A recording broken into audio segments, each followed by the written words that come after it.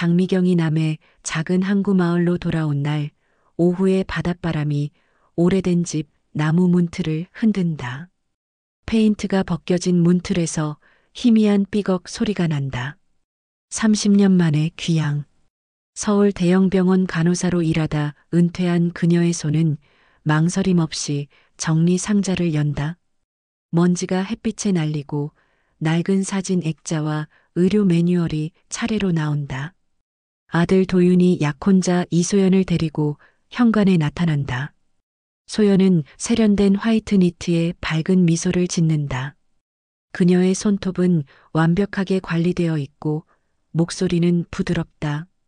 어머님, 이번 주말에 요트 타러 가요. 도윤이가 새로 산 거예요. 바다 공기 마시면 좋으실 거예요. 도윤이 어머니에게 다가가 포옹한다. 그의 목 뒤편에 작은 베이지색 패치가 붙어 있다. 미경의 시선이 그것에 고정된다. 간호사의 본능.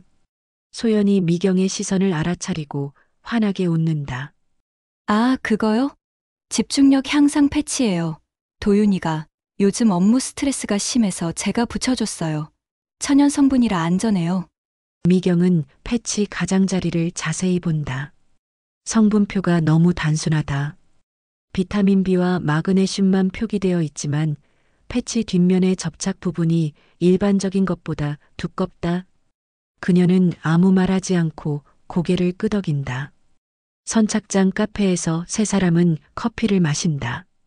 창밖으로 정박한 요트들이 보이고 갈매기가 울어댄다. 소연이 가방을 뒤적이다 얼굴을 찌푸린다. 아, 지갑을 잃어버렸나 봐요. 잠깐만요. 그녀는 밖으로 나가 전화를 건다. 유리창 너머로 그녀의 목소리가 희미하게 들린다. 오빠라는 호칭과 함께 사일런트 베이라는 단어가 바람을 타고 새어나온다. 미경은 테이블 위에 놓인 항구 지도를 펼친다. 빨간 핀들로 표시된 포인트들 사이를 손가락으로 훑지만 사일런트 베이라는 표기는 어디에도 없다. 엄마, 괜찮으세요? 피곤하시면 먼저 들어가셔도 돼요. 아니다. 요트 타는 게 오랜만이라 설레는구나. 주말 요트 시승? 하얀 선체가 햇빛에 반짝이고 엔진 소리가 경쾌하게 울린다. 도윤이 조타를 잡고 소연이 그의 옆에 붙어 항로를 확인한다. 미경은 선실로 내려가 환기 시스템을 살핀다. 환기팬이 일산화탄소 경보기 정반 대편에 설치되어 있다. 일부러 경보가 늦게 울리도록 배치한 것 같다. 그녀는 휴대폰으로 사진을 찍는다. 갑판으로 올라오자 도윤이 난간에 기대어 있다. 멀미도 아닌데 눈이 풀려 있고 고개가 툭툭 떨어진다. 소연이 재빨리 그를 부축한다. 도윤아, 괜찮아. 어젯밤에 잠을 못 잤나 봐요. 선실에서 좀 쉬어. 미경은 도윤의 동공을 본다. 약간 산만하고 초점이 불안정하다. 귀향길 요트클럽 게시판에 각종 사진이 걸려 있다. 그중 하나가 미경의 발걸음을 멈추게 한다. 소연과 프리다이빙 강사 박서준이 함께 찍은 사진. 소연의 손이 박서준의 허리를 자연스럽게 감고 있고 두 사람의 거리가 지나치게 가깝다. 사진 날짜는 6개월 전. 도윤과 사귀기 시작한 시점이다. 미경은 사진을 휴대폰으로 찍고 클럽 로비의 회원 명부를 힐끗 본다. 박서준의 직업란에는 프리다이빙 강사 보험 컨설턴트라고 적혀 있다. 그녀는 주차장으로 걸어가며 뒤를 돌아본다. 클럽 건물 2층 창문에서 누군가 그녀를 지켜보고 있다. 실루엣만 보이지만 휴대폰을 귀에 대고 있는 것이 분명하다. 밤 11시 미경은 침대 옆 서랍에서 오래 쓰던 소형 VHF 무전기를 꺼낸다. 검은 플라스틱 케이스에 먼지가 앉아 있다. 남편이 어선을 운영하던 시절 쓰던 것. 그녀는 안테나를 세우고 주파수를 천천히 돌린다. 잡음이 지지직거리고 가끔 어선들의 단편적인 교신이 들린다. 156.8MHz 부근에서 손을 멈춘다. 익명 호출 부호 2개가 반복된다. K7과 S2. 남녀의 낮은 목소리가 교신한다. 남자는 침착하고 여자는 약간 긴장한 듯하다. 자동 좋다. 280도로 세팅했어. 17노트 유지. 선실 환기는 차단 상태로. 보험사 서류는 수익자 변경 확인됐어. 최종 완료. 내 건 전부 네 이름으로 금요일 밤이면 끝나. 미경은 즉시 휴대폰을 꺼내 무전 내용을 녹음한다. 녹음 파일명을 증거일로 저장한다. 창밖으로 선착장이 보인다. CCTV 가로등 반사광에 소연의 흰 패딩이 어렴풋이 비치고 그 옆에 키 큰 남자의 그림자가 움직인다. 두 사람은 요트 창고 쪽으로 걸어간다. 다음 날 새벽 미경은 요트 창고 열쇠를 복사해 놓았던 것을 사용한다. 도윤이 준 예비 열쇠. 창고 안은 어둡고 기름 냄새가 난다. 그녀는 손전등을 켜고 도윤의 요트로 향한다. 바닥판을 두드려 보니 속이 빈 소리가 난다. 나사를 풀고 판을 들어 올리자 탱크형 보조 전원이 숨겨져 있다. 군용 규격의 리튬 배터리. 전원 케이블이 일산화탄소 경보 센서를 우회해 환기팬으로 직접 연결되어 있다. 미경은 배선도를 휴대폰으로 촬영하고 선실 책상 서랍을 연다. 항해 일지 사이에 블루타이드 재단 기부 영수증이 꽂혀 있다. 금액은 500만 원. 날짜는 한 달 전. 영수증 뒷면에 손글씨로 박서준 010 땡땡땡땡의 땡땡땡땡이라고 적혀 있다. 창고 밖에서 발소리가 들린다. 미경은 재빨리 불을 끄고 요트 선실에 숨는다. 문틈 사이로 누군가 요트 주변을 돌며 점검하는 모습이 보인다. 손전등 불빛이 선체를 훑는다. 약 3분 후 발소리가 멀어지고 창고 문이 닫힌다. 미경은 집으로 돌아와 즉시 최지아에게 전화를 건다. 지아는 미경의 친구이며 탐사 전문 기자이다. 새벽 5시 지아는 2번 만에 전화를 받는다. 미경아, 무슨 일이야? 지아야, 내가 들어봐야 할 게 있어. 지금 파일 보낼게. 지아는 무전 파일을 듣고 3초간 침묵한다. 이거 진짜야? 어디서 잡은 거야? VHF 무전. 어젯밤 11시 20분경 주파수는 156.8. 패치 샘플 9에 도윤이가 붙이고 있는 거. 그리고 요트 배선 사진 전부 클라우드에 올려. 지금 당장. 통화가 끊기고 미경은 창밖을 본다. 동이 트고 있다. 항구에는 어선들이 하나둘 출항하고 갈매기가 아침 먹이를 찾아 날아다닌다. 그녀의 휴대폰이 진동한다. 도윤에게서 온 문자. 엄마, 오늘 저녁에 소연이랑 같이 집에 갈게요. 맛있는 거 해주세요. 미경은 문자를 읽고 주방으로 향한다. 냉장고에서 재료를 꺼내며 계획을 세운다. 오늘 밤 도윤이 잠들면 패치를 떼어낼 것이다. 지아는 서울 홍대 근처 작은 카페에서 미경을 만난다. 노트북과 서류 뭉치가 테이블을 가득 채운다. 지아의 얼굴은 피곤해 보이지만 눈빛은 날카롭다. 패치 분석 결과 나왔어. 그녀는 봉투에서 A4 용지를 꺼낸다. 약동물 분석 보고서. 지아의 지인인 국립과학수사연구원 출신 분석가가 작성한 것이다. 코폴라민 0.3mg, 졸피뎀 2mg 미량이지만 매일 붙이면 누적돼 기억력 저하, 판단력 흐림, 수면 유도 장기 노출 시 의존성도 생겨. 미경은 보고서를 읽으며 주먹을 쥔다. 도윤이 최근 몇 달간 보인 증상들이 설명된다. 깜빡하는 일이 잦아지고 중요한 결정을 소연에게 맡기고 밤에 깊이 잠드는 것. 지아는 노트북을 돌려 화면을 보여준다. 보험 데이터베이스 캡처 화면. 도윤이 명의 보험, 내 건 전부 수익자가 이소연으로 변경됐어.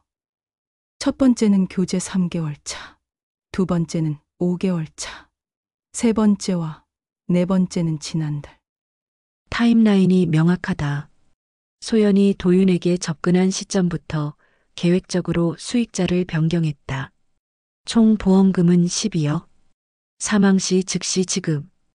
블루타이드 재단은 지아는 또 다른 화면을 연다. 재단 등록 정보. 설립자 대리인 주소가 박서준이랑 똑같아. 재단 계좌는 해양보호 명목으로 모금하는데. 지출 내역 봐. 스프레드시트가 스크롤된다. 지출 항목 대부분이 장비 렌탈로 표기되어 있다. 렌탈 업체 이름은 오션테크. 오션테크 대표는 박서준 사촌 페이퍼 컴퍼니야. 실제 사무실도 없어. 그냥 자금 세탁용. 미경은 노트의 관계도를 그린다. 이소연, 박서준, 블루타이드 재단, 오션테크 보험금. 모든 선이 도윤을 향해 모인다. 해경에 아는 사람 있어? 오상민 경감. 옛날에 우리 집 사건 처리해줬던 사람. 연락해. 비공식 미팅 잡아야 해. 증거는 있는데 현행범이 필요해. 그날 밤 미경은 오상민에게 전화를 건다. 그는 지금은 해경수사과 경감으로 목소리는 여전히 단호하다. 장 선생님, 오랜만입니다. 무슨 일이세요? 경감님, 만나 뵙고 싶습니다. 급한 일입니다. 다음 날 세 사람은 항구에서 멀리 떨어진 해경 내부 회의실에 모인다. 오상민은 녹음 파일과 보고서를 검토한다. 그의 표정이 점점 굳어진다. 증거는 충분한데 문제는 타이밍입니다. 현행범으로 잡아야 기소가 확실해요. 계획만으로는 약해요. 무전 내용에 금요일 밤이라고 했어요. 이번 주 금요일일 가능성이 높아요. 감시망을 깔겠습니다. 하지만 민간인이 위험에 노출되면 안 됩니다. 미경은 고개를 끄덕인다. 하지만 그녀의 눈빛은 이미 결심을 굳혔다. 도윤을 지키기 위해서라면 무엇이든 할 것이다. 회의실을 나서며 미경은 항구 쪽을 바라본다. 석양이 바다를 붉게 물들이고 요트들이 잔잔한 물결에 흔들린다. 그중 하나가 도윤의 요트다.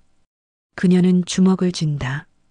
오상민 경감은 항구 해경 사무실에서 작전 회의를 연다. 화이트보드에 사일런트 베이 해역 지도가 펼쳐지고 빨간 마커로 동선이 그려진다. 내부 절차상 현행범 또는 직접 증거가 필수입니다. 의심만으로는 움직일 수 없어요. 우리는 그들이 실행에 옮기는 순간을 잡아야 합니다. 미경은 뒤편에서 팔짱을 끼고 지도를 응시한다. 암초 절벽 표시와 조류 경고 마크가 빼곡하다. 사일런트 베이. 사고로 위장하기 완벽한 장소다. 그날 저녁 미경은 도윤에게 생일 선물이라며 작은 상자를 건넨다. 안에는 손으로 짠 매듭 팔찌가 들어있다. 전통적인 붉은 실과 검은 실로 정교하게 엮여 있다. 엄마, 이거 직접 만드신 거예요? 감사합니다. 바다에서 항상 안전하라고. 꼭 차고 다녀라. 도윤은 팔찌를 손목에 찬다. 하지만 그는 모른다. 매듭 속에 얇은 GPS 직조끈이 숨겨져 있다는 것을. 실시간 위치 추적이 가능한 군용 기술. 항구 알바생 정태호는 요트클럽 장비실에서 도윤의 구명조끼를 꺼낸다. 17살이지만 전자기기에 밝은 그는 미경의 부탁을 받고 움직인다. 초소형 위치 추적 태그를 구명조끼 안감에 봉제한다. 바늘땀이 정교하고 겉에서는 전혀 보이지 않는다. 아줌마, 이거면 5m 오차 안에서 잡힐 거예요. 방수도 되고요. 고맙다, 태호야. 이건 우리끼리 비밀이다. 지아는 서울 사무실에서 노트북과 씨름한다. 요트의 AIS 로그에 접근해 백업 스크립트를 씹는다. 모든 항해 기록이 실시간으로 클라우드에 저장되도록. 일주일간의 로그를 분석하자 패턴이 드러난다. 도윤의 요트는 밤마다 같은 해역을 지나간다. 좌표를 확인하니 사일런트 베이와 정확히 일치한다. 미경아. 동선 확인했어. 거의 매일 밤 그 해역을 스쳐. 이미 연습한 거야. 루트를 외우고 있어. 해경 해저 지형도에는 그 지점에 암초 절벽과 블라인드 조류 경고가 표시되어 있다. 조류가 바뀌는 시간대에는 숙련된 선원도 위험한 구역. 사고로 위장하기 완벽한 조건. 며칠 후 소연은 도윤에게 와인을 따르며 제안한다. 오빠, 이번 주말에 밤바다 나가요. 별 보면서 항해하면 로맨틱할 것 같아요. 밤에는 위험하지 않아.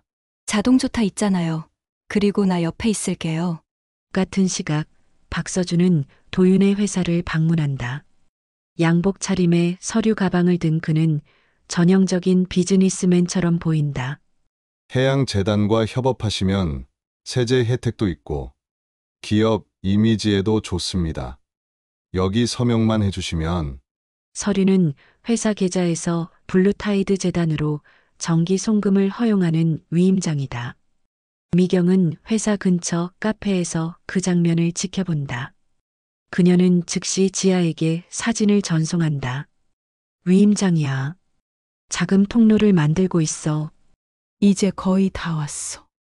토요일 밤 잠복 준비해.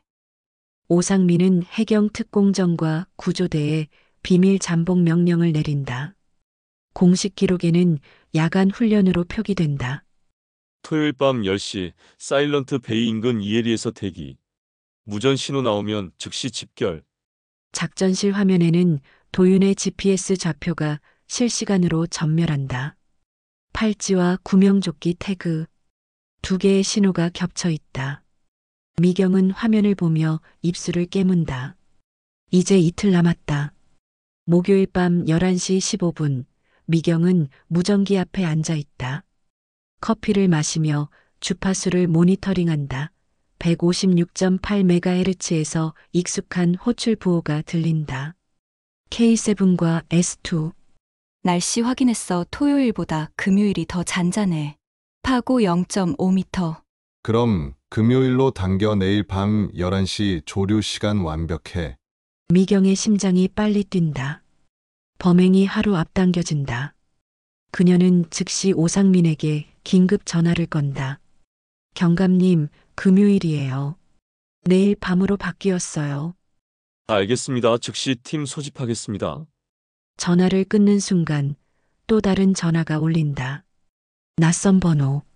미경은 받지 않는다. 3번 더 울리고 끊긴다. 불안한 예감. 그녀는 즉시 지아에게 전화를 건다. 연결되지 않는다. 1번, 2번, 3번. 모두 음성 메시지로 넘어간다. 새벽 1시 해경으로부터 연락이 온다. 장 선생님, 최 PD님 차량이 절벽 진입로에서 발견됐습니다. 사람은 없습니다. 미경은 현장으로 달려간다. 지하의 차는 가드레일 근처에 비스듬히 서 있다. 헤드라이트가 꺼지지 않았고 운전석 문이 열려 있다. 블랙박스를 확인하자 후방에서 다른 차량이 쫓아온 흔적이 보인다. 하지만 번호판은 가려져 있고 운전자 얼굴은 모자와 마스크로 가려져 있다. 유괴로 보입니다. 48시간이 골든타임입니다. 아니에요. 그들이 데려간 거예요. 지하가 너무 깊이 파고들었어요. 미경은 주저앉을 뻔하다가 난간을 붙잡는다. 친구가 위험에 빠졌다. 하지만 도윤도 위험하다. 시간이 없다. 그녀는 결심한다. 둘 다 구한다. 오전 10시 소연에게서 전화가 온다. 목소리는 여전히 밝지만 미묘하게 탐색하는 뉘앙스가 섞여 있다. 어머님, 오늘 저녁에 같이 식사 어때요? 도윤이가 일찍 퇴근한대요. 그래, 좋지. 내가 죽 끓여줄게. 아, 그리고 요트 선실이 좀 추운데 환기는 닫아야 따뜻하죠? 미경은 손이 떨리지만 목소리를 차분하게 유지한다. 맞아. 밤에는 닫는 게 좋지. 내일 아침에 내가 가서 체크해 줄게. 감사해요, 어머님. 전화가 끊기고 미경은 벽에 기댄다. 그들은 그녀를 의심하기 시작했다. 연기를 완벽하게 해내야 한다. 오후 3시 정태호가 드론을 띄운다. 최신형 수색 드론으로 열화상 카메라가 탑재되어 있다. 사일런트 베이 주변 지형을 실시간으로 정찰한다. 암초 절벽, 작은 만, 그리고 해안 동굴. 동굴 입구 근처에서 약한 열원 반응이 잡힌다. 정태호는 드론을 낮춰 확대한다. 빨간 스카프 조각이 바위에 걸려 있다. 지아가 항상 매던 스카프. 아줌마, 여기요. 동굴 입구에 뭔가 있어요. 드론의 신호 감지 센서가 미약한 블루투스 신호를 포착한다. 스마트키. 지하의 차키에서 나오는 신호다. 그녀가 동굴 안에 있다는 증거. 오상민은 즉시 구조팀 소영정을 동굴 쪽에 배치한다. 은밀하게 움직여 범인들이 눈치채면 안 돼. 금요일 밤 작전 전에 구조할 수 있으면 최선이지만 안 되면 작전과 동시에 진입한다. 미경은 집으로 돌아와 저녁 준비를 한다. 손이 떨리지만 칼질은 정확하다. 도윤과 소연이 저녁 7시에 도착한다. 식탁에는 따뜻한 된장찌개와 반찬이 놓여 있다. 평범한 저녁 식사. 하지만 미경의 심장은 빠르게 뛴다. 엄마, 맛있어요. 역시 엄마 손맛이 최고예요. 어머님, 내일 밤에 도윤이랑 요트 타러 가요. 별 보면서 항해하기로 했어요. 그래, 조심해서 다녀와라. 밤바다는 위험하니까. 소연의 눈빛이 순간 날카로워진다. 하지만 곧 미소로 바뀐다. 걱정 마세요. 제가 잘 돌볼게요. 저녁 식사가 끝나고 두 사람이 떠난다. 미경은 창문으로 그들의 차가 멀어지는 것을 지켜본다. 그녀는 휴대폰을 꺼내 오상민에게 문자를 보낸다. 금요일 밤 11시. 확정입니다. 준비하세요. 밤 11시 미경은 잠들지 못하고 무전기 앞에 앉아 있다. 바다 너머로 작은 등불들이 보인다. 어선들. 하지만 그중 하나는 해경 잠복정이다. 그녀는 창밖을 보며 주먹을 쥔다. 내일이면 모든 것이 결판난다. 금요일 밤 10시 30분 도윤의 요트가 항구를 출발한다. 하얀 선체가 달빛에 반짝이고 엔진 소리가 고요한 밤을 가른다. 미경은 집 거실에서 노트북 세대를 펼쳐놓는다. 한 화면에는 AIS 미러링, 다른 화면에는 GPS 좌표, 마지막 화면에는 해경 무전 채널이 떠 있다. 팔찌와 구명조끼 태그에서 나오는 두 신호가 동시에 움직인다. 빨간 점과 파란 점이 화면을 가로지른다. 정태호는 옆에서 드론을 조종하며 상공에서 요트를 추적한다.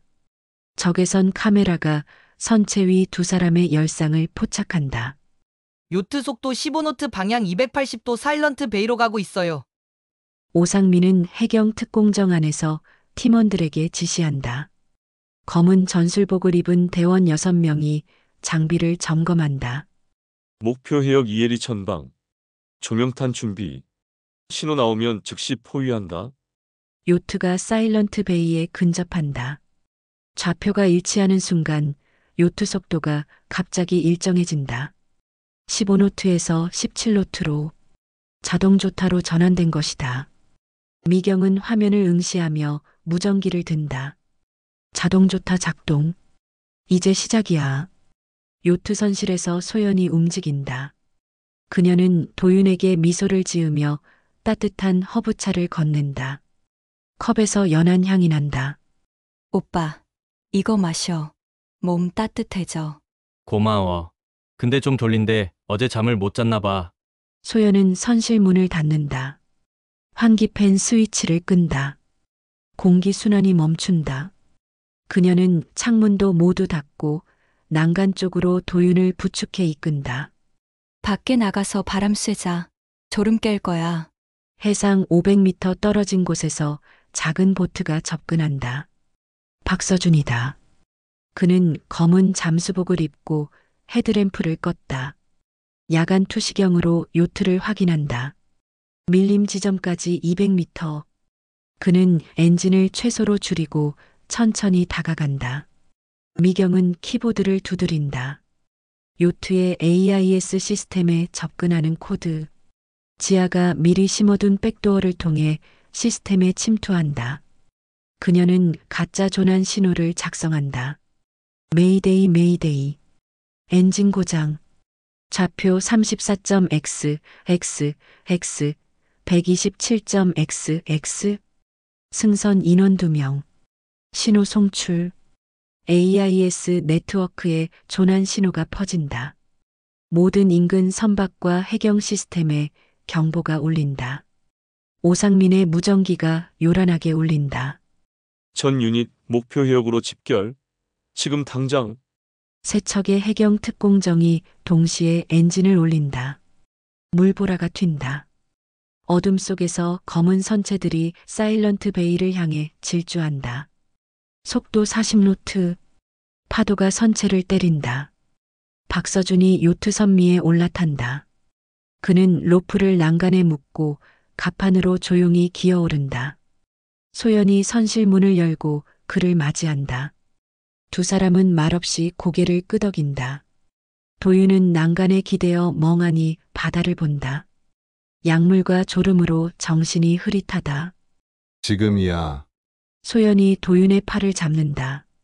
난간 쪽으로 밀려고 한다.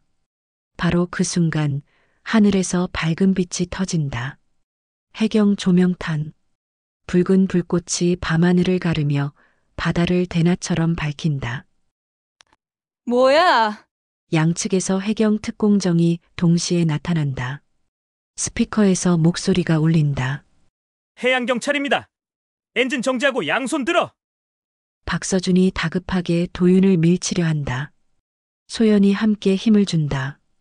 도윤의 몸이 난간 쪽으로 기울어진다. 미경은 화면을 보며 키보드를 두드린다. 엔진 컷오프 코드 전송. 요트 시스템에 심어둔 원격 제어 스크립트가 작동한다. 요트 엔진이 갑자기 꺼진다. 추진력이 사라지고 선체가 급격히 감속한다. 박서준과 소연이 균형을 잃고 비틀거린다. 도윤이 갑판에 쓰러진다. 해경 특공대원들이 로프를 던지고 요트에 올라탄다. 전술 조명이 갑판을 비춘다. 박서준이 바다로 뛰어들려 하지만 대원이 그의 팔을 붙잡는다. 수갑이 채워진다. 이소연, 박서준. 살인 미수 및 보험 사기 혐의로 긴급 체포한다. 소연이 소리를 지른다. 뭘 잘못했어요.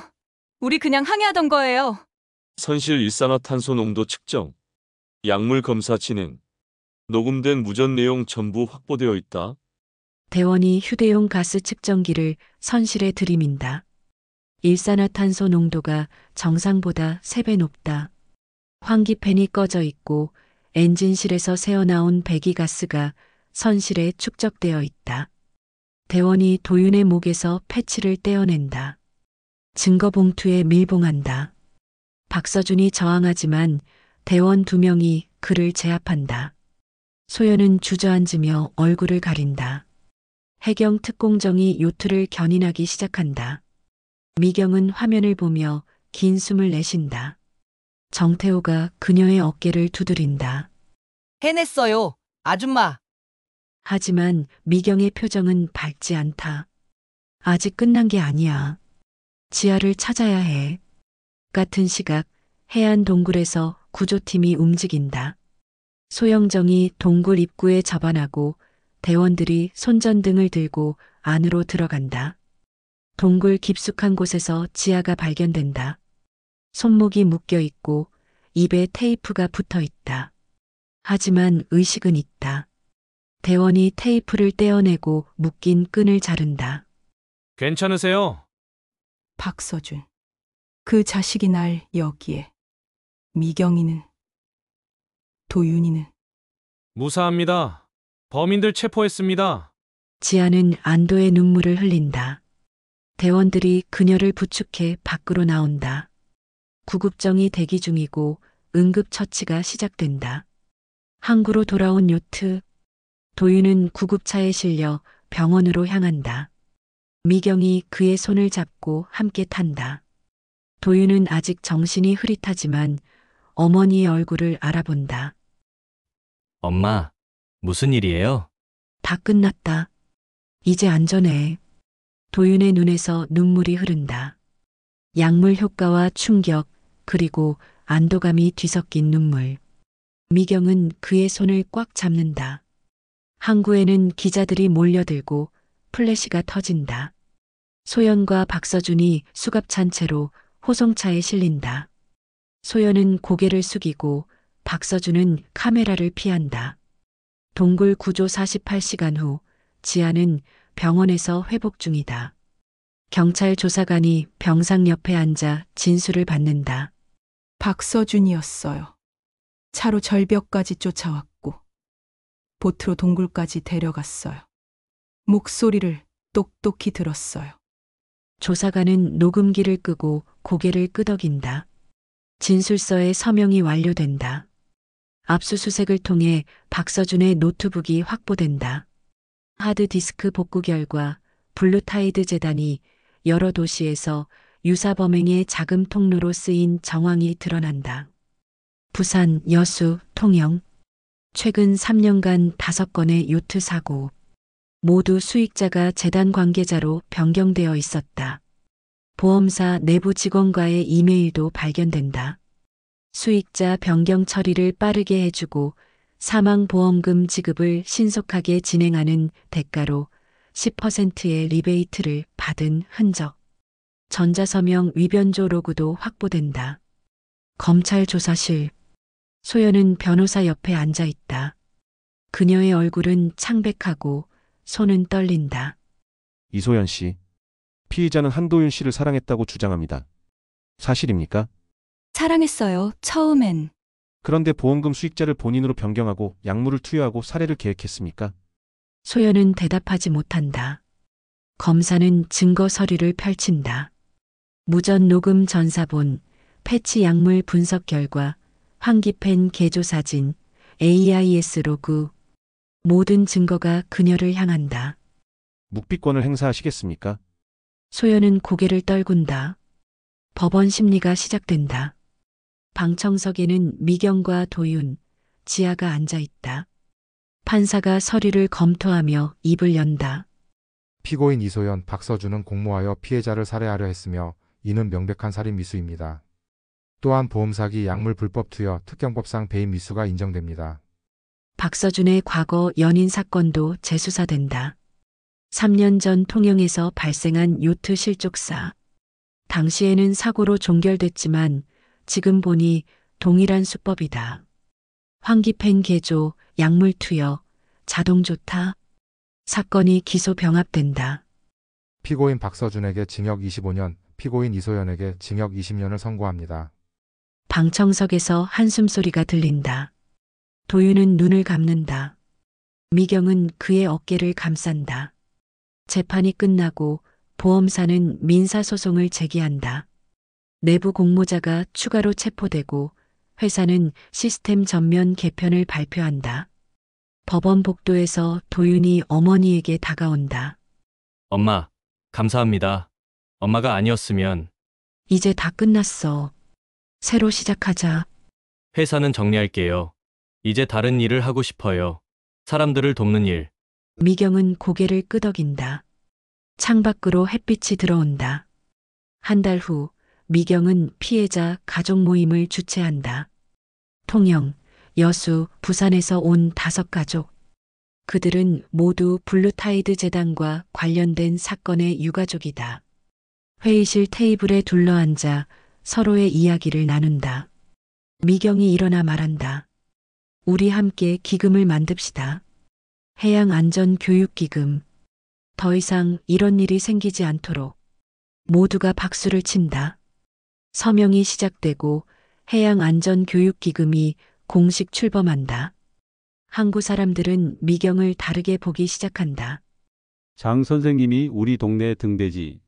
어둠을 밝혀줬어. 미경은 부끄럽게 웃으며 고개를 숙인다. 6개월 후 도윤은 항구 근처에 작은 해양안전 공방을 연다.